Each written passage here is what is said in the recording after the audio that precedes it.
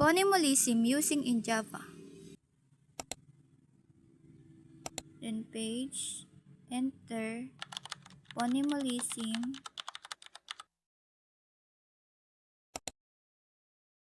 click phonymalism, then click new class, then enter name animals, then finish. Then click ulit, then new class, enter main. Tapos ipindutin natin to public, then finish. Then i-click natin yung animals. So ayan, meron na tayong animal class. So gawa tayo ng method public avoid animal sound. Then type natin system out print ln. Then i-type natin the animal make a sound. So ayan. So ang phonymalism, meaning nito, ito yung object o method. So ipapakita ko mamaya kung paano magawa ito main. I-copy lang natin tong animals, then punta tayo sa main. Then i-paste lang natin type A equal new animals.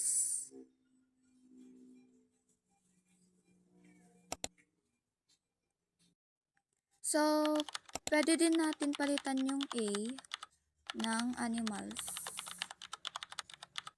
Copy natin yung animal, then paste, then pindutin natin to, itong animal sound.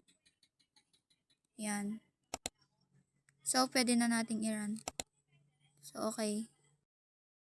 So, ayan na yung kinalabasan ng ni-run natin. So, i-copy natin tong nasa baba, yung the animals make a sound, then copy. So, pwede naman palitan tong animal natin ng A. Yan. So, try nating i-run.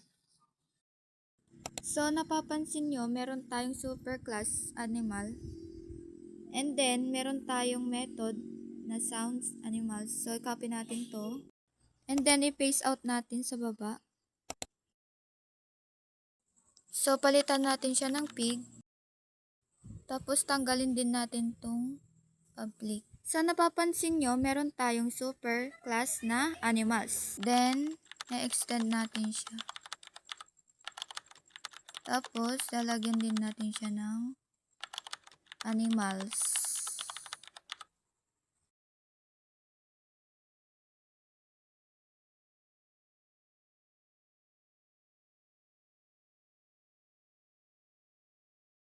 Okay. Then, punta tayo sa main. Then, try natin siyang i-run. So, okay. Di natin siya napalitan ng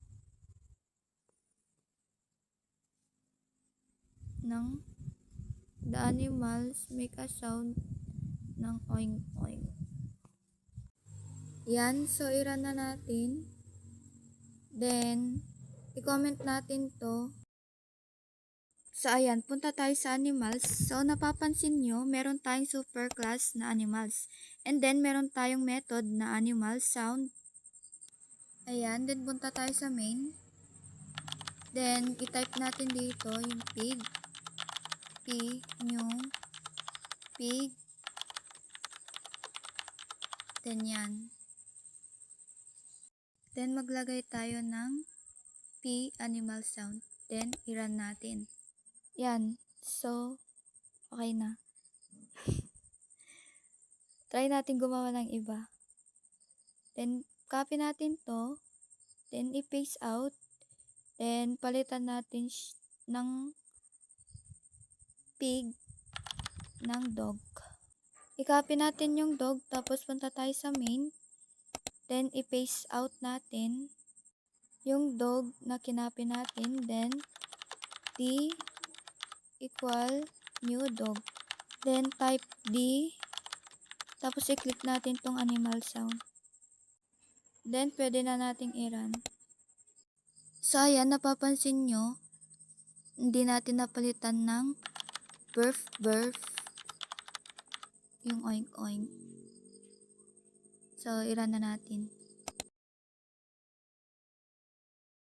So, ayun, nakalimutan natin siyang i-comment to. Then, i-try na natin siyang i-run. So, ayan.